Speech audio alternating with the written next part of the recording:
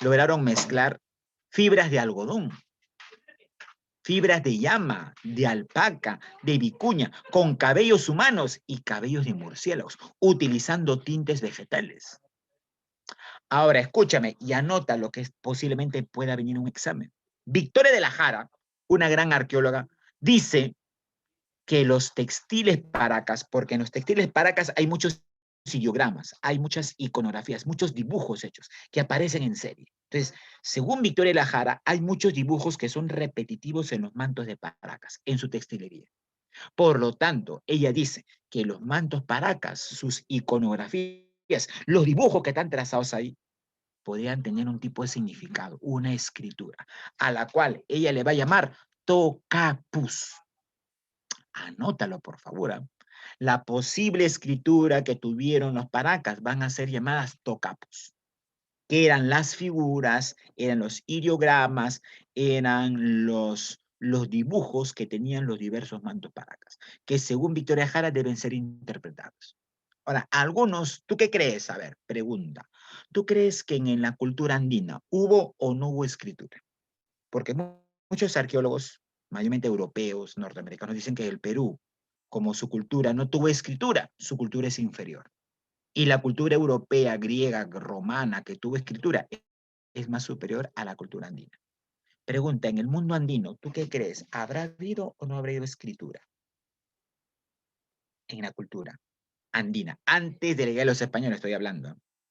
¿Qué crees? ¿Tuvimos o no tuvimos escritura? A ver, ¿qué me dices? Sí. Ah, claro, ves, sí. Pero, ¿qué es lo que pasa? Ya que hay que entender, pues mira, nuestra cultura andina es distinta a la cultura occidental, a la cultura europea. Y eso no lo entendieron los historiadores actuales. Muchos historiadores dicen, no, la escritura tiene que ser como la escritura griega, pues. Tiene que ser como la escritura romana, como la escritura de ellos. Obviamente nuestra cultura es distinta. Ahora, cabe la posibilidad, ¿por qué no?, que los tocapus, Paracas, era un tipo de escritura. Recuerda que los incas van a llevar un tipo de escritura conformado por un conjunto de nudos de distintos colores. ¿Cómo se llamó esto? ¿Cómo se llamaron Quipu, estos nudos? ¿Cómo, hijo?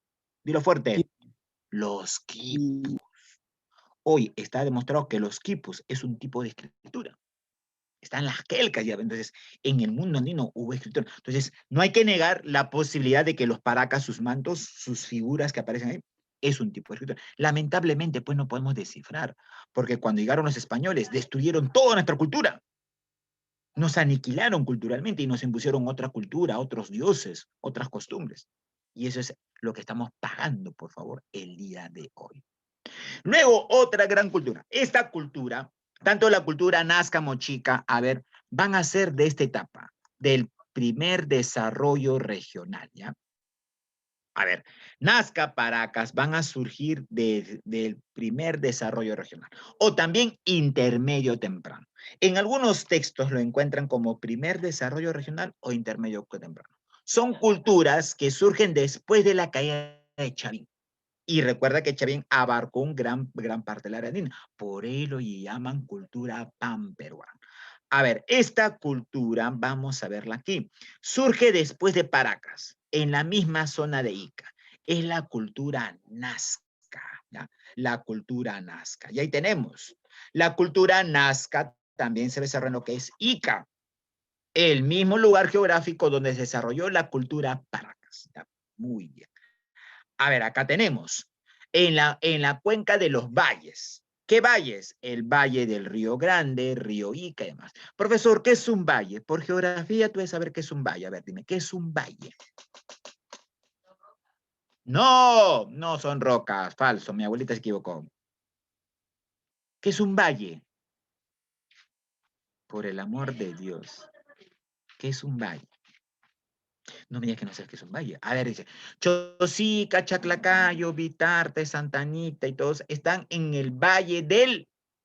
¿En qué valle se encuentra Chosica, Chaclacayo, Vitarte y Un demás? terreno más bajo, profesor. Ya, un terreno atravesado por una fuente de agua llamada un río. Claro, término simple, no te compliques. Un valle es aquella zona geográfica atravesada por un río. Claro, muy bien, Nicole, excelente. Por lo tanto, Chosica, Chaclacayo, Vitarte y toda esta zona del cono oeste se encuentra en el valle de, ¿cómo se llama este valle en el cual nos encontramos? En la Gran Lima. El valle del río. En el valle del río. Rima. Rima, pues hijo, rima, ya claro. Entonces, aquí se ubica pues la cultura nazca. Valle de Chincha, Pisco, Ica, Acarí. Su centro, capital de la cultura nazca, es Cahuachi. Claro, muy bien. Una llanura entre montañas. Claro que sí, Jennifer. Entonces, a ver, capital de la cultura Paracas, Topará. Capital de la cultura nazca, Cahuachi, donde está la famosa estaquería que vamos a ver a continuación. Aquí tenemos el cuadro resumen de la cultura Paracas. Pero Nazca, pero a diferencia de Paracas y Chavín, que eran estados teocráticos, solamente teocráticos, aquí hay un cambio. Nazca y Mochica, que van a surgir después de la cultura Chavín, van a ser estados teocráticos militaristas. Teocráticos militaristas. Profesor, ¿qué es teocrático militarista? Que en Nazca y en Mochica ya no solamente van a gobernar los sacerdotes, sino los militares. Profesor, ¿y por qué Nazca y Mochica tienen militares? Cosa que no lo tiene Paracas, cosa que no lo tiene Chavín. Pregunta, ¿cuál es la labor de un militar en un estado?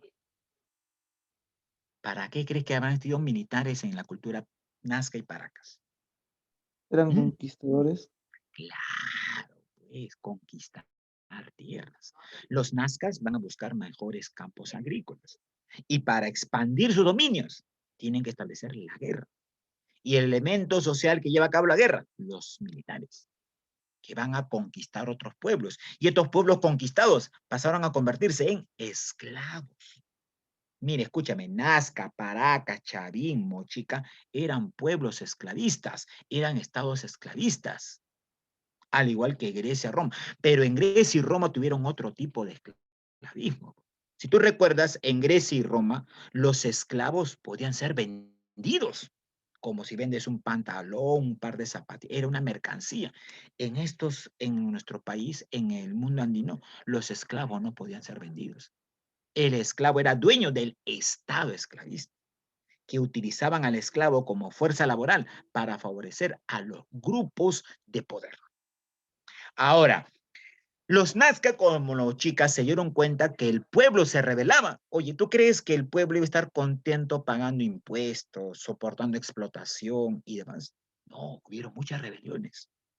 Entonces, si tú ya no puedes controlar con las ideas al pueblo por la razón porque se rebela, entonces, para calmar la rebelión del pueblo, las rebeliones, ¿qué utilizas? La violencia. ¿Y quiénes aplican la violencia para detener la rebelión? Los militares. Ahora, algo interesante.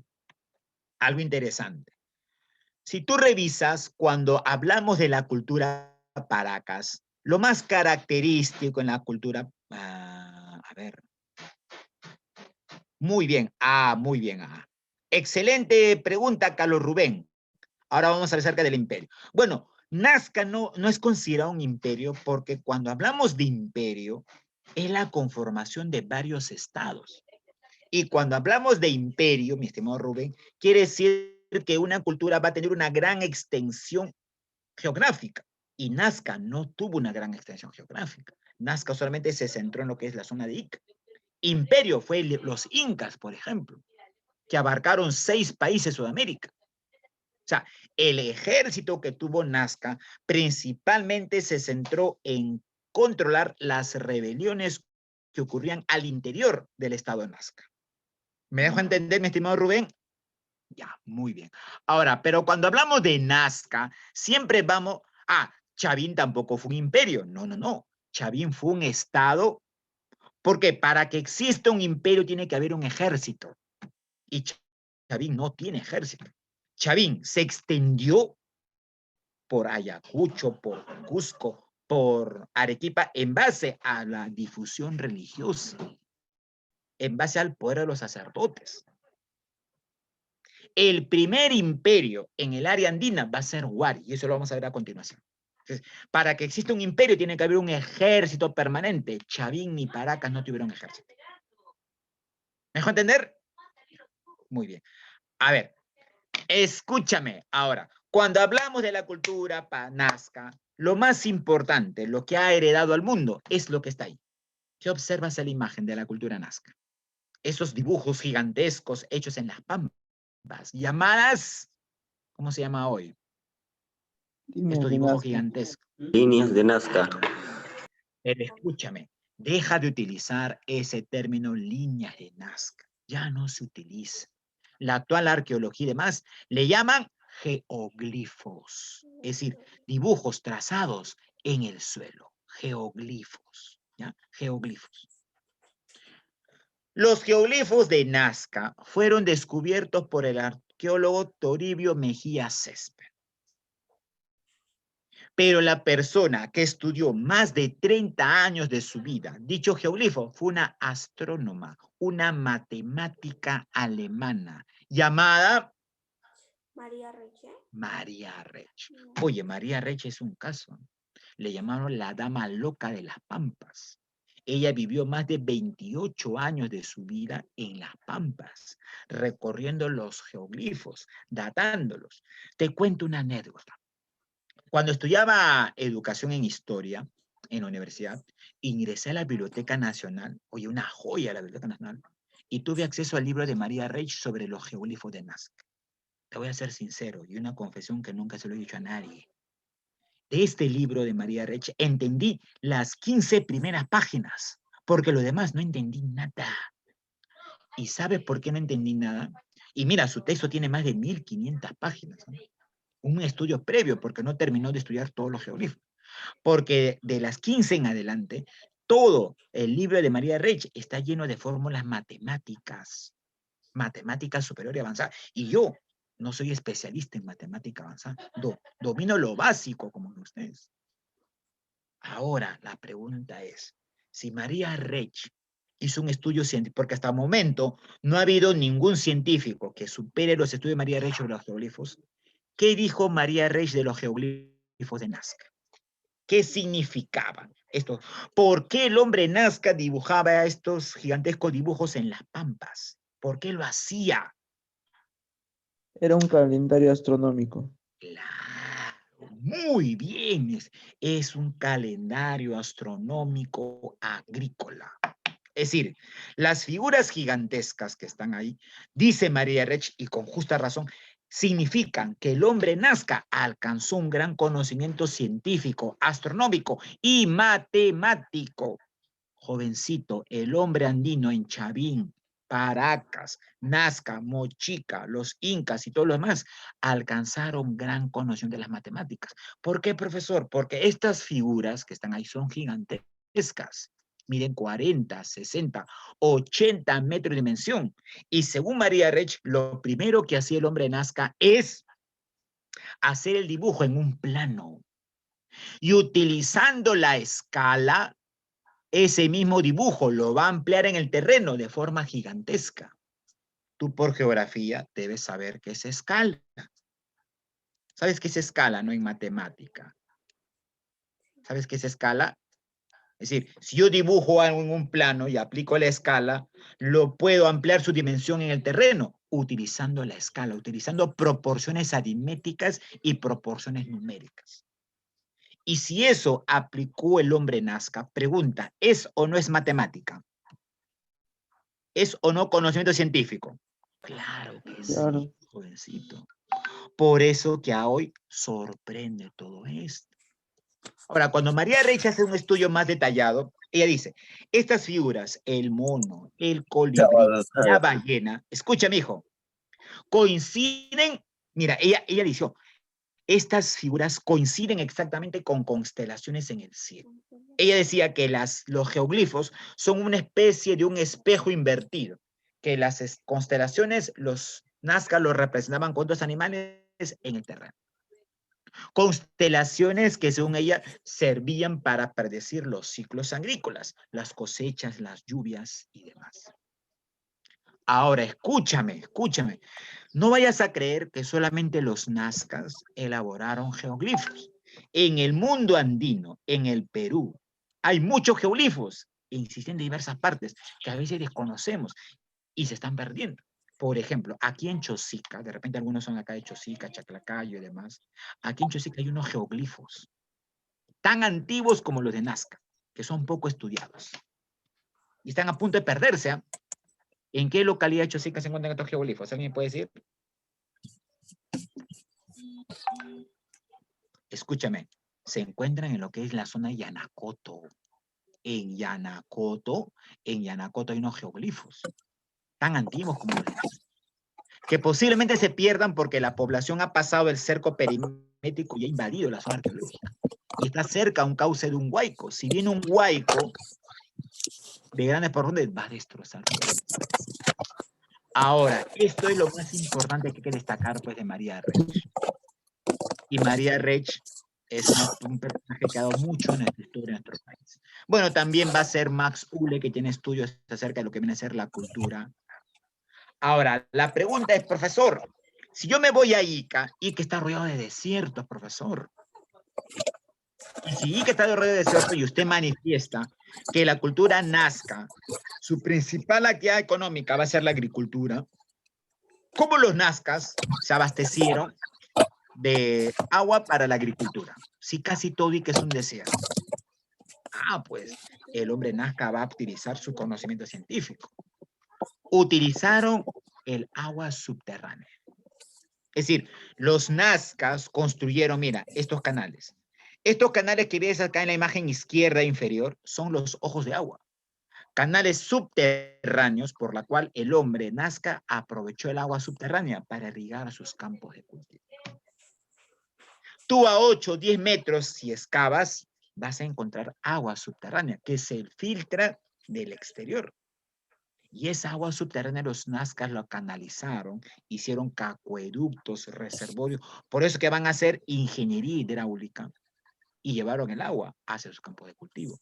Oye, eso ocurrió hace aproximadamente 800 años atrás.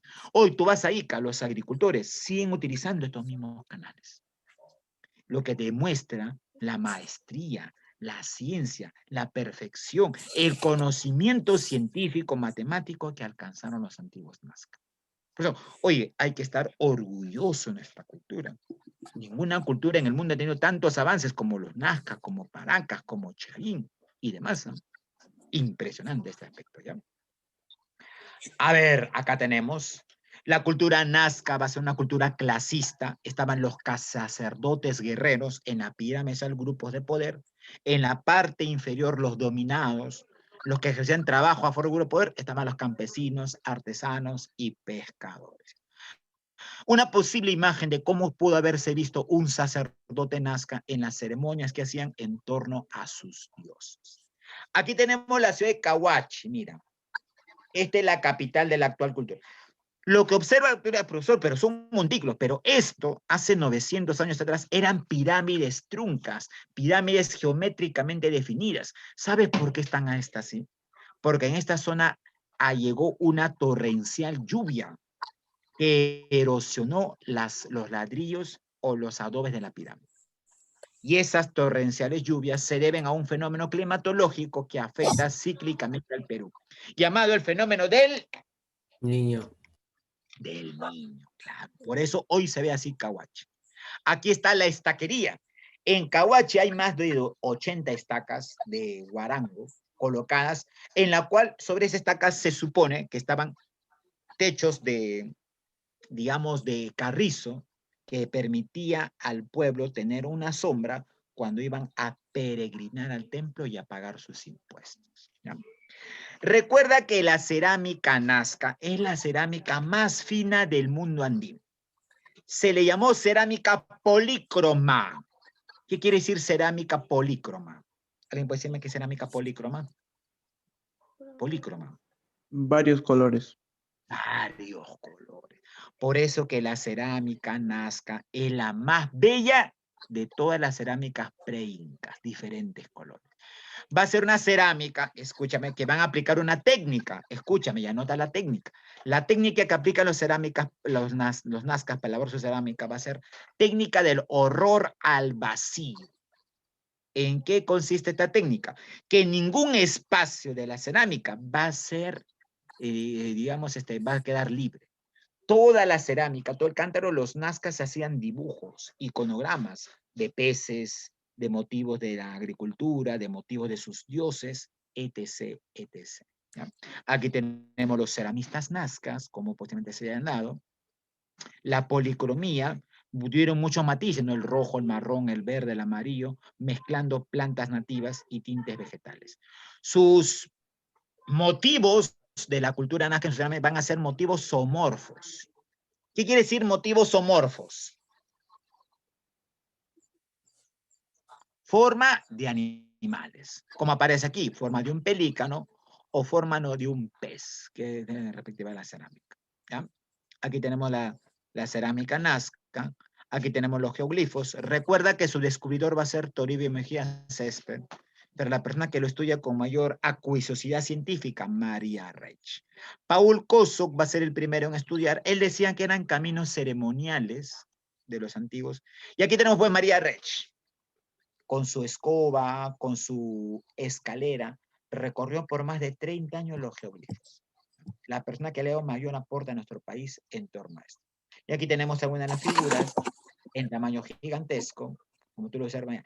El área total de los geoglifos de Nazca son 350 kilómetros. Mira, entre sí. E inclusive la propia carretera panamericana que pasa por esta zona fue construida encima de algunos geoglifos. ¿Sí? Para construir la carretera que pasa por ICA se ha tenido que dañar y se han perdido muchos geoglifos y muchos gráficos en esta época. ¿Ya? Muy bien. Aquí tenemos la momificación de ello. Vamos a ver a los mochicas. Los mochicas se desarrollaron en lo que es la costa norte del Perú. Zona de valles de Moche, Chicama y Virú. ¿Ya? Aquí tenemos. Aquí. Toda esta es el área de la influencia de la cultura mochica. Desde Pañamarca, lo que es Ancash, la zona de Ica, Virú, Chicama, Jequetepeque, Saña, Río La Leche, y llegaron hasta la zona de Piura en el Valle de la Chira. El Valle de la Chira, ¿ya? Al igual que la cultura nazca, va a ser una sociedad teocrática militar, es decir, gobernada por sacerdotes y militares, en clara alianza para, digamos, dominar los intereses del pueblo. Va a tener un principal dios, el dios Ayapay, está representado en los murales de los templos de los mochicas. Ayapay era conocido como el dios degollador. Algunos lo representan como una imagen, a ver, como un pulpo. Este pulpo, en una de las manos, tiene el tumi, como un cuchillo que servía para decapitar a sus enemigos y a los esclavos y prisioneros de guerra. ¿Ya? Dos principales huacas en la cultura mochica va a ser la huaca del sol y la huaca de la luna. Y un principal representante, dignatario de los grupos de poder de la cultura mochica, va a ser hallado en Huaca Rajada. Es el único templo moche que ha sido encontrado intacto, porque en esta zona hay muchos huaqueros.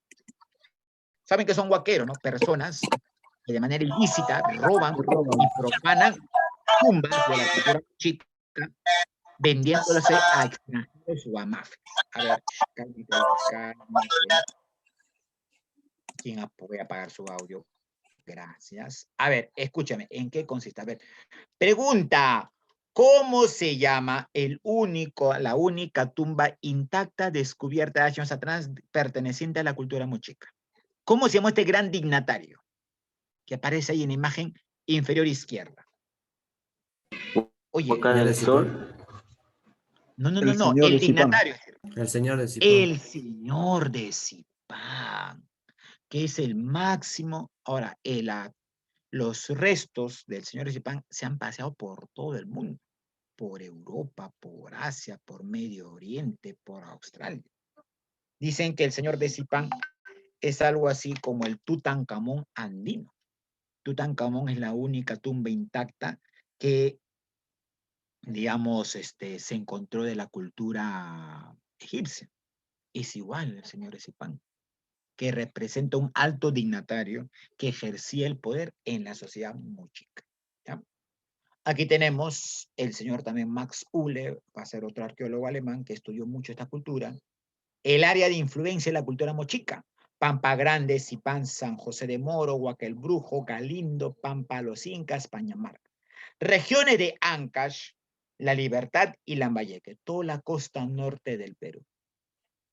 Ahora, un detalle. Aquí tenemos, mira, el señor de Zipán, como la señora de Cao. Ahora, se ha dicho, se han encontrado también los restos de una sacerdotisa. Le llaman la señora de Cao, donde se argumenta que posiblemente las mujeres en la sociedad mochica coparon algunos cargos importantes en el Estado, como sacerdotes o como militares, dando a entender, mi estimado jovencito, que la mujer también tuvo altos cargos políticos en la administración del Estado mochica.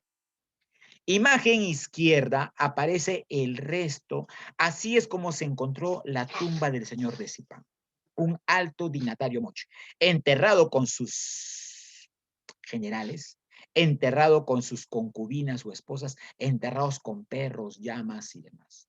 En la tumba se encontraron más de 40 momias o 40 restos óseos, pero el más importante es la imagen central, pues, donde aparece pecheras, narigueras, collares hechos en oro y plata, lo que demuestra que la cultura mochica tuvo un gran desarrollo en lo que es la orfebrería.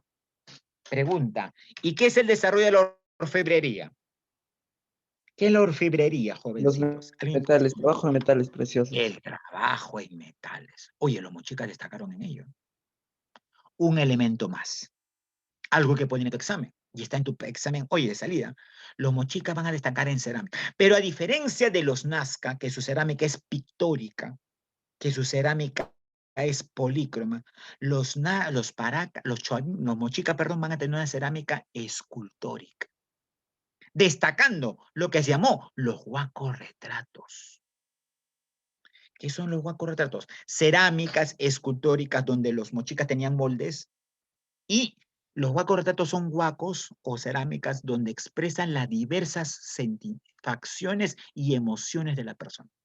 Hay cerámicos retratos o huacorretratos donde aparece la persona colérica, alegre, feliz, con dolor, con llanto, lo que demuestra que el hombre mochica tuvo gran destreza para captar las emociones humanas y plasmarlas en estos huacos o estas cerámicas, llamados hoy huacorretratos. Llamados hoy huacorretratos. Ahora, en muchos de los huacos de la cultura mochica también se ve esto. Mira, por ejemplo, la imagen que estoy señalando acá con el cursor del mouse es la imagen donde aparece un iconograma. Este es el iconograma.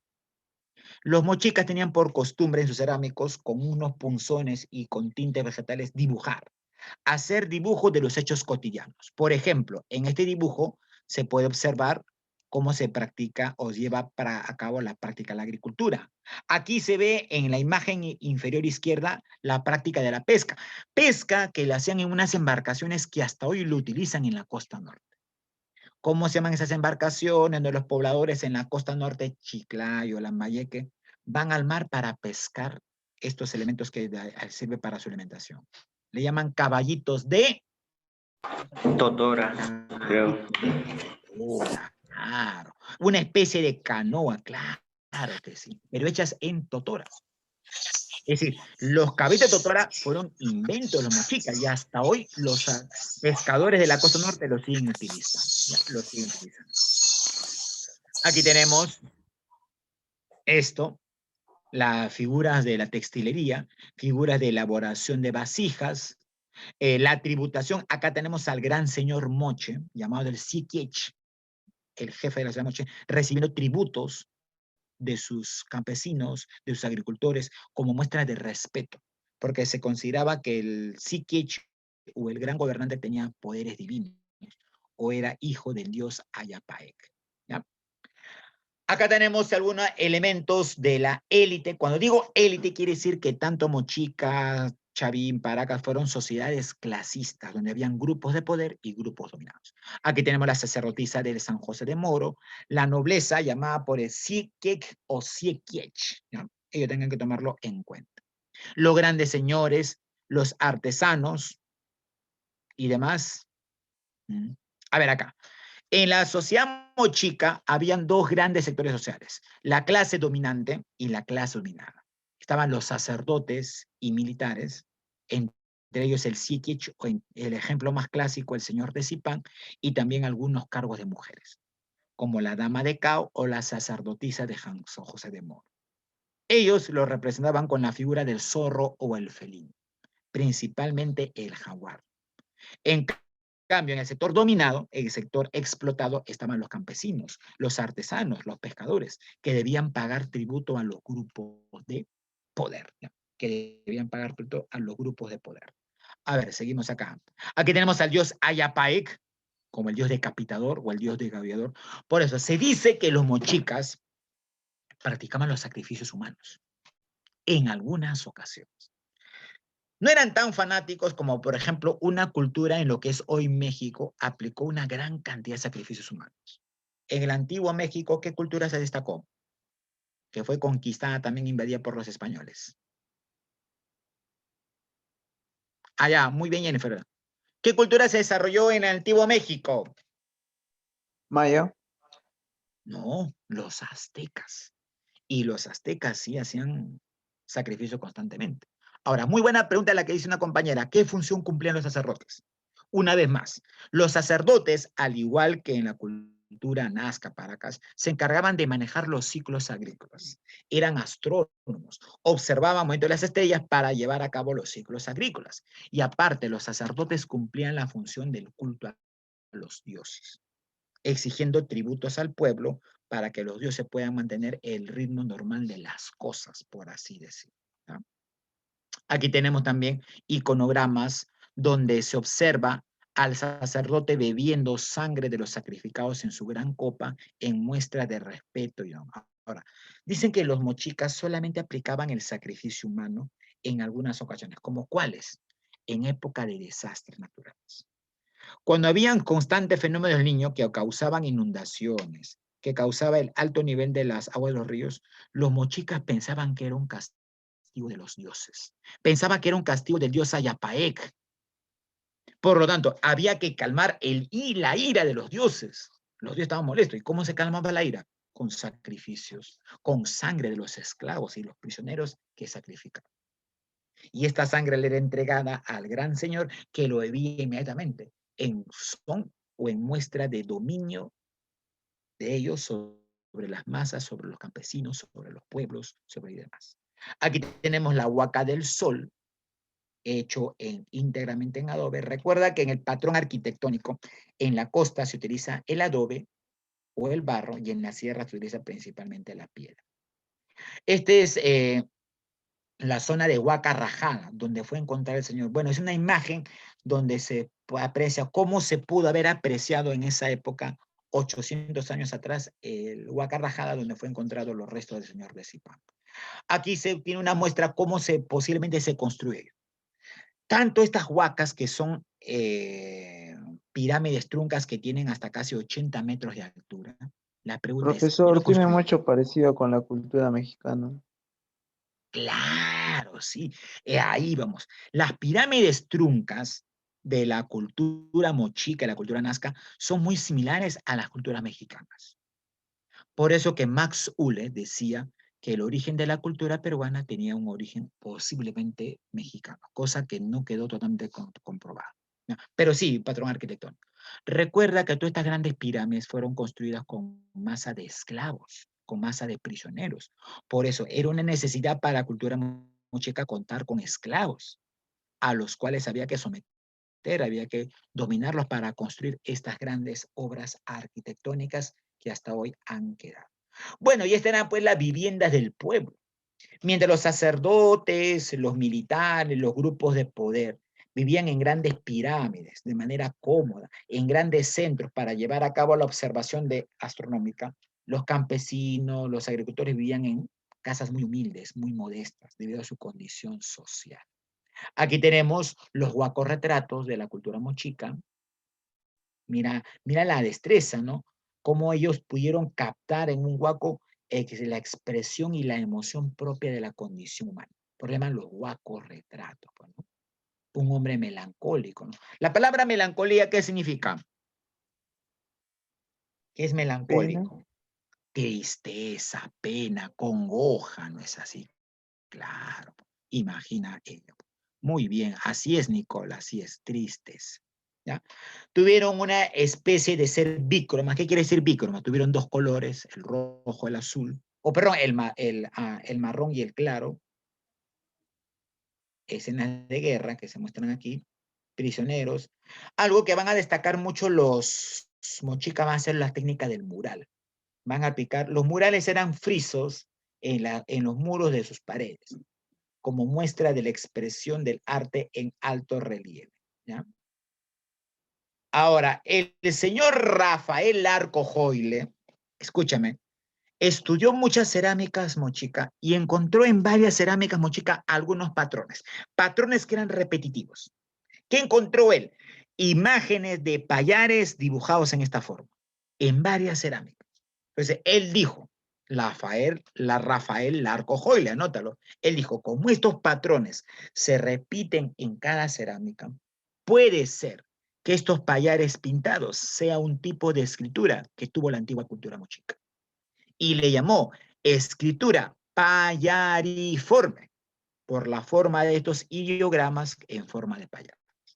Entonces, según Rafael Larco Joyle, los mochicas tuvieron un posible tipo de escritura llamada payariforme.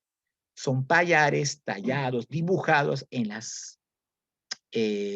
base y en los diversos cerámicos mochicas, lo que podría dar a colación de que los mochicas también pudieron haber tenido un tipo de escritura. Recuerda, a ver, te decía, ¿cómo se denominó, según Víctor Elajara, la posible escritura de la cultura Paracas? De figuras que estaban trazadas en sus mandos. Te lo dije, ¿eh? ¿Cómo se muestra posible escritura de la cultura Paracas, trazada en sus mandos? Tocapus, tocapus, ya, no te olvides, tocapus. En cambio, claro que sí, Nicole, la posible escritura de la cultura mochica, escritura payariforme. ¿Ya? Entonces, digo posible porque son estudios previos, pues no se profundizó más al respecto. ¿Ya? Habría que ver si esto lo hacen posteriormente. Bueno, esto es como se podría haber visto el señor de Zipán, un alto dignatario, un gran señor gobernante de la cultura mochica. ¿Es así? Aquí tenemos la tumba del resto del señor de Zipán, encontrada en Huacarrajada. Recordar que los antiguos mochicas destacaron mucho en la orfebrería el trabajo de oro, plata, cobre, aleaciones, como estos protectores hechos en oro, que hoy se exhiben en los museos. Las orejeras hechas en oro con incrustaciones de lápiz lazuli. Esos elementos azules que ves ahí son lápiz lazuli y piedras esmeraldas. Piedras preciosas que eran incrustadas dentro del oro y la plata. Las orejeras, pues, ¿no? Este es el cetro, hecho completamente de oro, con una base o un mango hecho en plata. Profesor, entonces desde la cultura mochica vienen las orejeras. Claro, que ya también los incas lo van a utilizar. Por eso. Y culturalmente, jovencito, culturalmente los incas no inventaron nada. Y ese es un estudio. Lo que los incas van a hacer es tomar el aporte de todas las culturas que desarrollaron. Por ejemplo, en orfebrería, los incas van a tomar muchos elementos de los mochicas y de los chimús, que van a desarrollarse años después. ¿Ya? Luego tenemos el señorío de Chincha. La cultura chincha se desarrolló en la parte de Ica. Ahora, los chinchas van a destacar porque fueron grandes comerciantes, ¿ya? A ver, vamos, pero antes de la cultura chincha, perdón, vamos a ver acá la cultura tiahuanaco. A ver, la cultura tiahuanaco, si tú revisas ahí, observa el mapa, ¿qué países de actual Sudamérica abarcó la cultura tiahuanaco? Observa ahí. ¿Qué países de la actual Sudamérica abarca la cultura tiahuanaco? O abarcó, mejor dicho. Chile, Bolivia. Chile, Bolivia y Perú. Ahora, la cultura tiahuanaco se va a desarrollar aproximadamente a más de 3.000 a 4.000 metros de altura, cerca a orillas de un lago llamado el lago Titicaca, que hoy lo comparten Perú y Bolivia. Ahora, si tú revisas a más de 4.000, 3.000 metros de altitud, hay un efecto del clima que se llama la helada. Es decir, toda esta zona de la cultura Tiahuanaco, ubicada a más de 4.000 metros de altura, es azotada, es castigada, es influenciada, por decirlo, por la helada.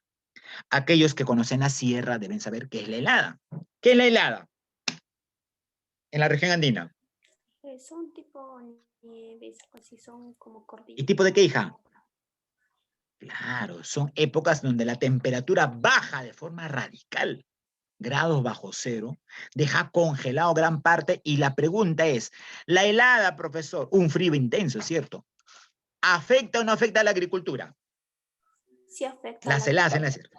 Sí afecta. a la agricultura. Oye, los campos de cultivo se quedan congelados, la planta cubierta de hielo, ¿no es así? Dañan a las Al momento que va saliendo el sol en la mañana, este hielo que está en la planta se derrite y quema la planta. Oye, el hielo logra quemar la planta.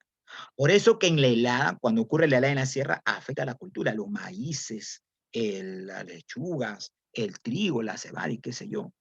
Entonces, como los Tiahuanaco vivieron a más de 4.000 metros de altura en helada, no se podían abastecer de muchos recursos. Entonces, pregunta, profesor, ¿qué hizo el hombre Tiahuanaco para abastecerse de alimento? Fácil, observa acá la imagen inferior izquierda. Aplicaron el control vertical de pisos ecológicos. Pregunta, según la historia tradicional, ¿cuántas regiones geográficas tiene el Perú? Cosa que te han enseñado desde niño. Y eso fue 3. impuesta por los españoles. 3. ¿Cuáles son estas? Costa, Andes y selva. Costa, sierra y selva. Desde niño, ¿no? Desde inicial te han enseñado. ¿Te recuerdas cuando eras un niño lindo, bonito? En inicial te daban tu hoja de geografía y decían, a ver, Panchito, vas a pintar las 3 regiones. Cogías tu color amarillo y ¿qué región pintabas? Costa, La costa, ¿no? Cogías tu color marrón, ¿qué región pintabas? sierra, La La sierra. sierra. Y cogías tu color verde, ¿qué región pintabas?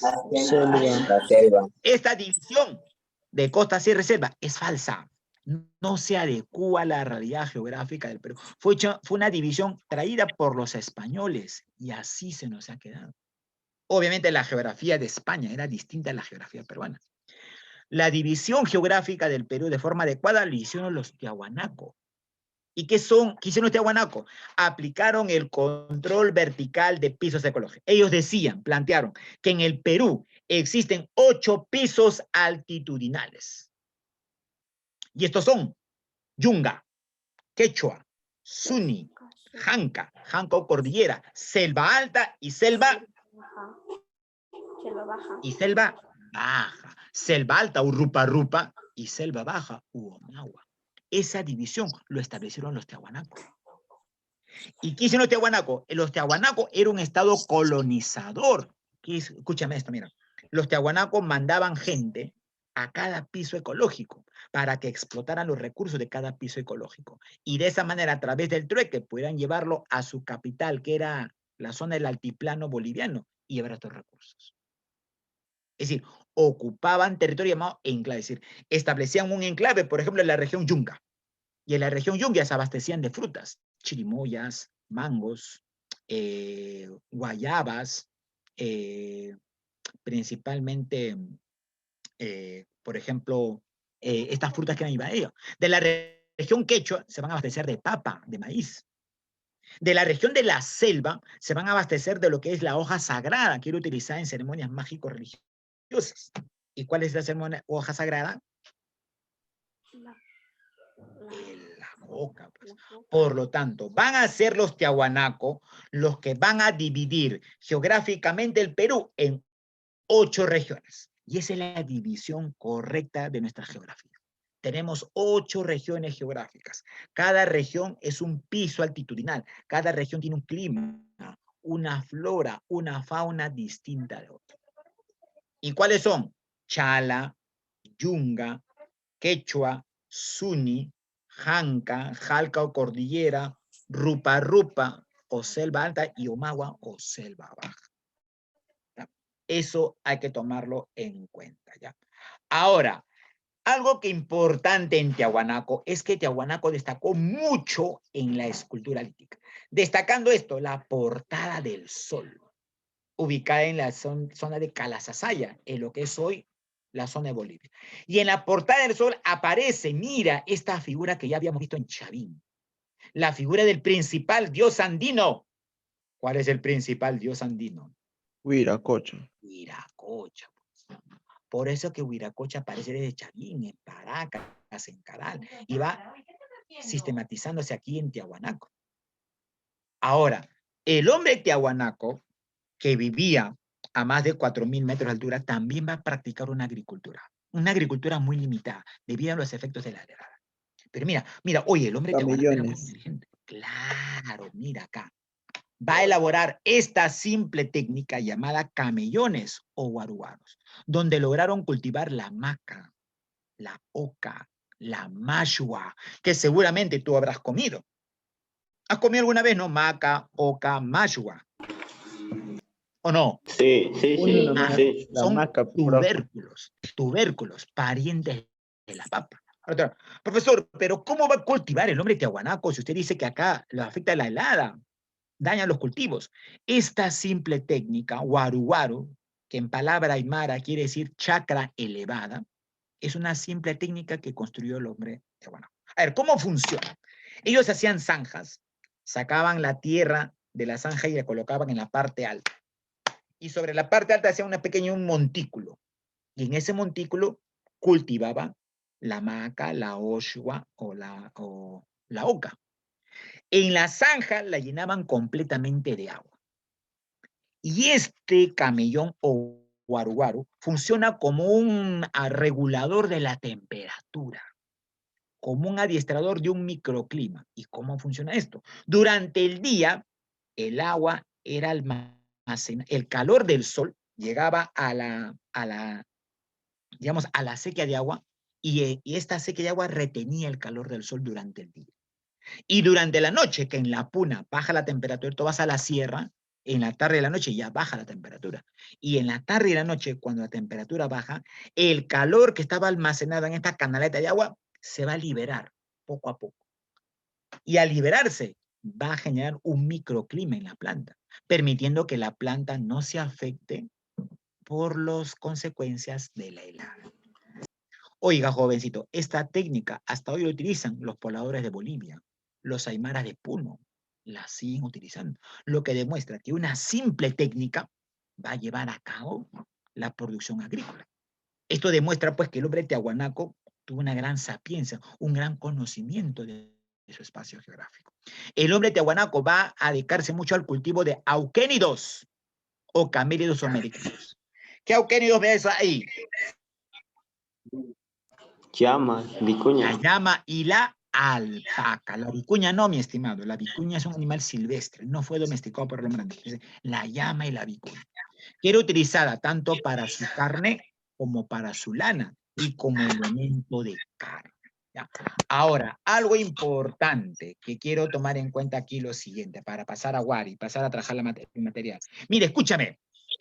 Los tiahuanacos van a ser hábiles en la técnica de deshidratación de alimentos. Oye, en esta época no había pues, refrigeradora, congeladora para preservar la carne. Entonces, pregunta, profesor, ¿qué hacía el hombre tiahuanaco para preservar la carne por mucho más tiempo? Ah, claro, pues, profesor. ¿Qué aplicaba? ¿Qué crearon? ¿Qué hacían con la carne llama? Para conservarla por mucho más Charqui. tiempo. Charqui. ¿Sabe qué es el charqui, no? Botar la carne llama en lonjas, lo colocaban bastante sal y lo colocaban en el techo o en tendederos. Con el sol, la carne se secaba en menos de 2 semanas. Y el charqui puede preservarse hasta 8 meses, manteniendo su valor proteico de la carne.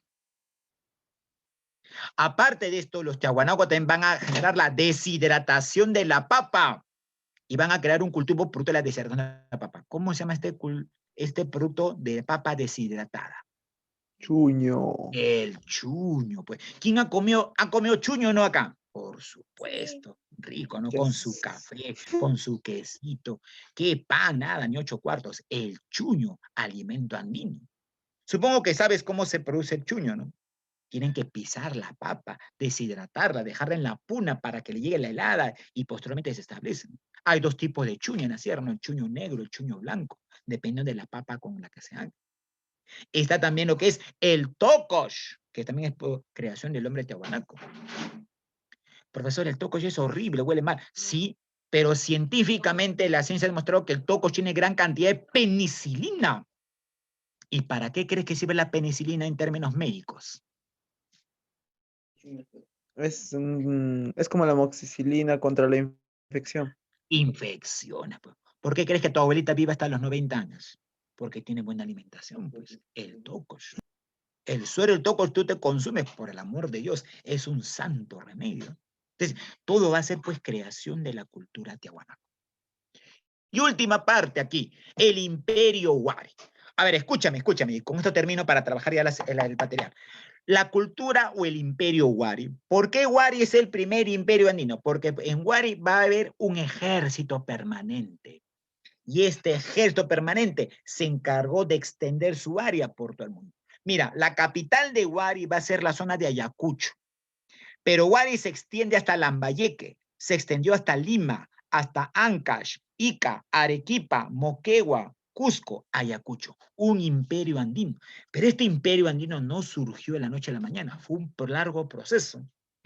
Ahora, escúchame, los arqueólogos han establecido que en Wari es la fusión, la síntesis de tres culturas: Huarpa, cultura ayacuchana; Nazca, cultura de la costa sur; y Tiahuanaco. Cada cultura va a tener un aporte. Por ejemplo, la cultura Huarpa va a dar el aporte de su cerámica. La cultura Nazca va a aplicar dar lo que es el urbanismo. ¿Qué es el urbanismo en el área andina? La construcción de ciudades. Y Tiahuanaco, el culto al dios más antiguo del área andina. ¿Cuál es el dios más antiguo en el área andina? Huiracocha. Huiracocha. Ahora, los Tiahuanaco, que va a ser el primer imperio andino, van a someter a todos estos pueblos, van a construir ciudades cabeceras de región. Profesor, Viracocha también es Viracocha, ¿no? ¿Quién, hija mía? ¿Cómo dices, hija? No te escucho bien. ¿Puedes repetir tu pregunta, señorita? Viracocha, profesor, también es llamado Viracocha, ¿no? Viracocha. Claro. Le llaman Huiracocha con W o Viracocha. La pronunciación viene a ser la misma, ¿no? Es el mismo dios. Porque recordar que el quechua que hablamos en el Perú tiene variantes regionales. Tú debes saber que no es lo mismo el quechua que se habla en Ayacucho que el quechua que se habla en Cusco, que el quechua que se habla en Cajamarca, que el quechua que se habla en Huancayo, en la ciudad. Tiene variantes regionales. Eso se llama dialecto. Es como nuestro idioma castellano, pues, ¿no? No es lo mismo el castellano o el español que hablan en Lima con el castellano que hablan en Iquitos, por ejemplo. Tiene su dialecto, ¿no? ¿Alguien sabe cómo habla la gente en la selva Iquitos, Pucallpa? Tienen su propio, hablan como cantando, ¿no? Dicen, ay, mira, pues, a ver, la guambría con su xerete, dicen, ¿no? ¿Qué significa la palabra guambría en el dialecto amazónico? Mariela sabe. Que dice, ¿qué es guambría? Guambría significa, pues, niña chiquita, niña pequeña, ¿no? Dice, xerete, dicen allá. ¿A qué le llaman xerete en la selva? ¿Qué es el xerete? El enamorado, pues, ¿no? Tú vas a la selva, por ejemplo, a Iquitos, y dicen, oiga, señor, me da un curichi de aguaje, dicen. ¿Qué es curichi en la selva? ¿Alguien sabe qué es curichi? Alguien debe estar acá de la selva. ¿Alguien sabe qué es curichi? Curichi significa helado. Tú vas a la selva, a ver, me da un marciano, un chupete, no te dan. ¿Eh? Tienes que pedir con el nombre curichi, que es un nombre. Entonces, eso significa dialecto. Es decir, nuestro español tiene dialectos en diversas partes. Igual el quechua. Por eso, como dice la señorita, se dice Viracocha o Huiracocha. Entonces, el imperio Wari tuvo su capital en lo que es Viñaque, ubicado aquí en Ayacucho. Pero construyeron diversas ciudades cabeceras de región. Por ejemplo, Piquillacta en Cusco, Huaribilca en Huancayo, Pachacamac en Lima, Cajamarquí en Lima, Huiracochopampa en La Libertad o Huilcahuín en Ancash. Pero, profesor, si la capital estaba en Ayacucho y construyen diversas ciudades en el gran parte de la Argentina, ¿cómo es que los Wari comunicaban estas ciudades? Oye, los Wari no tampoco eran tontos, pues. Van a construir una gran red de caminos, que años más tarde va a ser llamado el Capajñán o el Camino Inca. Los Wari van a ser los encargados de la construcción de grandes caminos que surcaban cordilleras, surcaban punas, surcaban montañas. Y este conocimiento lo van a perfeccionar años después los incas. No vayas a creer, jovencito, que los incas fueron los que construyeron los grandes caminos que unieron al Tahuantinsuyo. Eso lo hicieron los Wari. Y hay caminos que hasta hoy se utilizan. Por ejemplo, hay un camino que va desde Pachacamac hasta Ayacucho, que en diversos tramos atraviesan cordilleras, atraviesan pampas, atraviesan montañas, hecho construido por los antiguos Wari. Posteriormente, los incas lo van a perfeccionar y los incas lo van a llevar a su máximo desarrollo al construir caminos que iban desde Cusco hasta Bolivia, hasta Argentina, hasta Chile, hasta Colombia. Bueno, ese es un conocimiento mucho más sistematizado y no sé que van a llegar a cabo los incas. ¿Ya? Muy bien, jovencito. Lo vamos a dejar aquí. Listo. Vamos ahora sí a trabajar, pues, mi estimado jovencito, la separata el día de hoy. A ver. Un momentito. A ver, aquí voy a abrir acá la separata. Ya. Vamos a acabar con esto.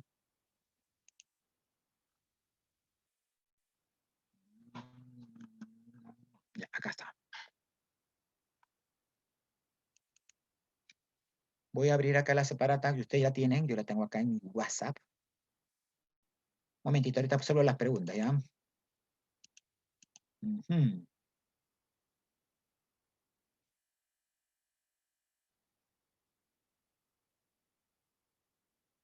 Ah, a ver. Rubén, Carlos Rubén. Cierto, mira, hay un debate, ¿ah?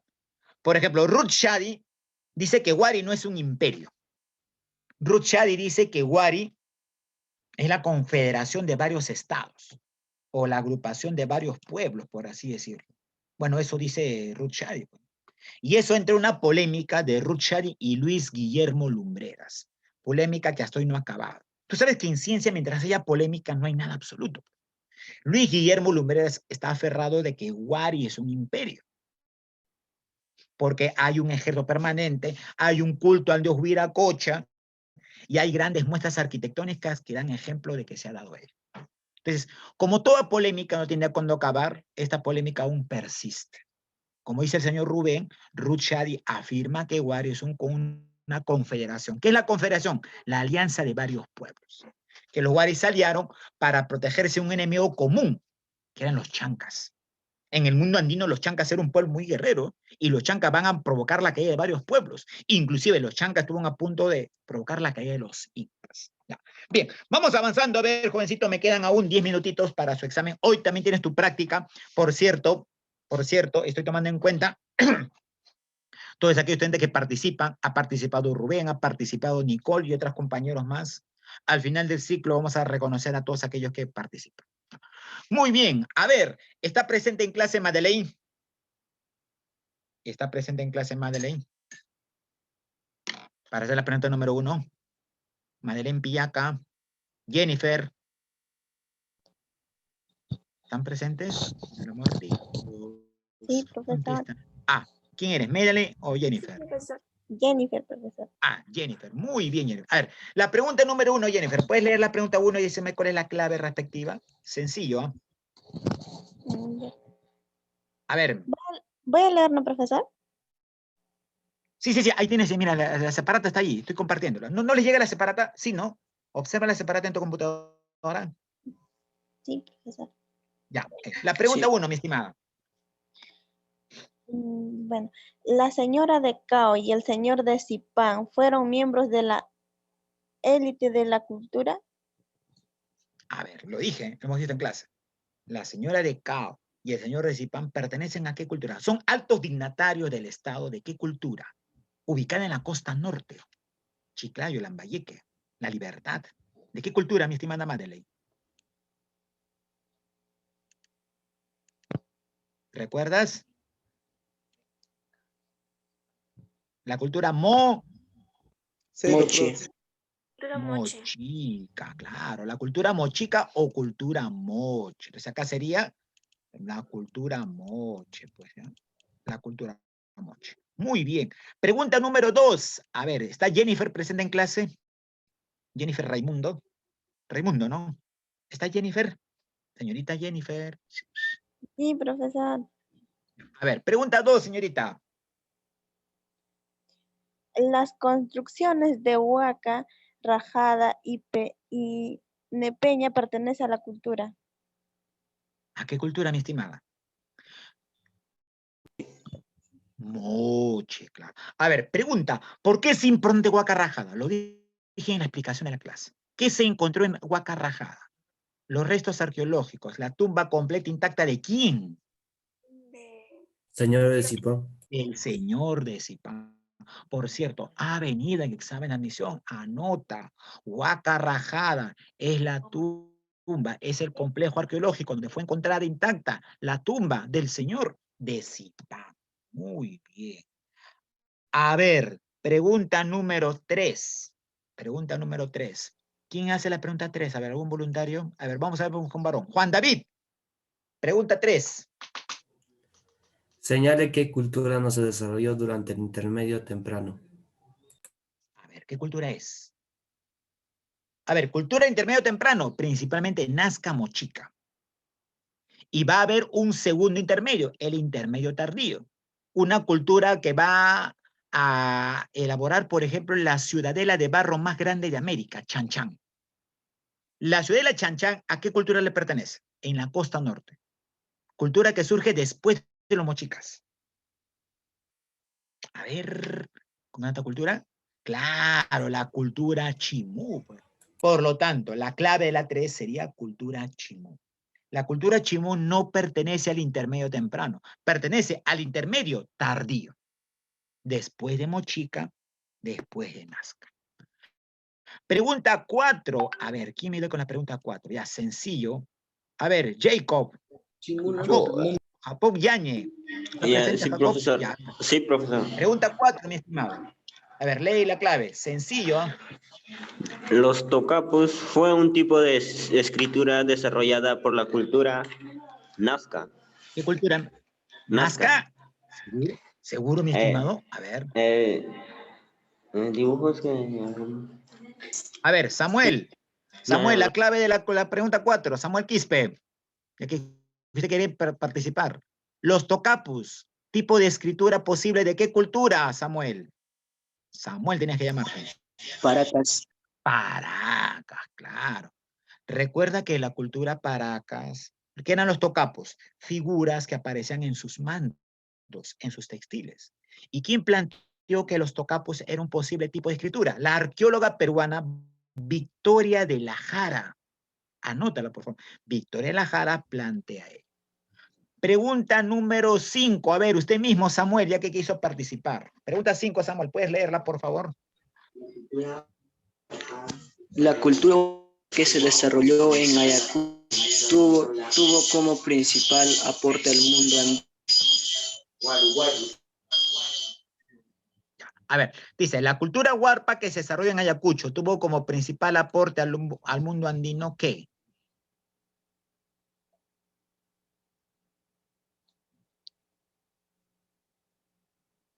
A ver, Jacob, Samuel. ¿Cuál? La cultura huarpa. Huarpa está en Ayacucho. Va a tener principalmente los andenes o terrazas. Pregunta 5, letra. ¿Qué son? ¿Saben qué es un andén, no? ¿Alguna vez han visto un andén? ¿Saben qué es un andén? No. ¿No han visto andén? Claro, muy bien, niña. Son como escaleras que están desde la parte baja de los cerros hasta la parte alta. Claro, son como escalones, donde los huarpa, donde los chavines, ya, y realizaban la agricultura. Ahora, profesor, ¿y por qué el hombre andino hacía estos andenes? Oye, para hacer estos andenes tiene que remover toneladas y toneladas de tierra del cerro. Lo hacían para experimentar con las plantas agrícolas. Si tú vas a cualquier andén que hay en la sierra, en nuestro país, colocas un termómetro en el andén de la parte baja y otro termómetro en el andén de la parte alta. Te pregunto, ¿van a marcar la misma temperatura, sí o no? Sí. Marcan la misma temperatura, ¿seguro? El que esté en la parte baja, ¿marca la misma temperatura que en la parte alta? No. ¿Ah? A ver, ¿qué pasa en nuestro país o qué pasa cuando tú adquieres mayor altitud? Mientras te vas elevando a mayor altitud, ¿qué pasa con la temperatura? ¿Aumenta o disminuye? Disminuye. Disminuye, pues. Por lo tanto, en los andenes, el hombre andino experimentaba con plantas agrícolas. En los andenes de la parte baja experimentaba con plantas acondicionadas a clima templado. Papa, maíz y verduras, por así decirlo. En cambio, en la parte alta experimentaba con semillas adaptadas a climas fríos, como la maca, por ejemplo, como la cañigua, por ejemplo, que son productos que se adaptan a mayor altitud. Para eso servían los andenes. ¿Ya? Muy bien, pregunta número 6. A ver, ¿quién hace la pregunta 6? Te lo dije en clase. El descubridor de los No confundas descubridor con investigadora. A ver, ¿quién me dice? A ver. Claro, para la CELAS, Nicole. Muy bien. A ver, pregunta número 6. Dice, el descubridor de los geoglifos de Nazca, ¿quién fue el descubridor? María Reich. María Reich. No, María Reich es la que estudia, mi estimado. Pero ¿con quién lo da a conocer? ¿Quién lo descubre? Emilio. Emilio, Max Zule, no. ¿Ah? Emilio González. Lo descubre Toribio Mejía Sexpe. Toribio Mejía Sexpe da a conocer, descubre todo. Y él le comunica a María Reich. María Reich se queda impresionada y va a ser la que estudia de forma científica dichos geoglifos. Pregunta 7. ¿Cuál de las siguientes culturas se desarrolló en el callejón de Huayla, zona de Ancash? A ver, zona de Ancash, callejón de Huayla. ¿Qué cultura se va a desarrollar en esta parte? Cultura que surge después de Chavín. La cultura Recuay, ¿ya? La cultura Recuay. Dice, cuando en el Perú, calma tú, se desarrollaba el intermedio tardío, Nazca, Mochica, en Europa, ¿qué ocurría? ¿Qué ocurría en Europa? Se va a dar principalmente los reinos bárbaros, ¿ya? El desarrollo de los reinos bárbaros que van a provocar la caída del Imperio Romano. ¿A dónde vas a ir tú? Pregunta 9. Ay, voy a traer esa comida del conejo. El intermedio tardío, reinos y señoríos, terminó con el intermedio tardío de época del reino Collagua, los reinos aymaras, el reino Chincha. Terminó con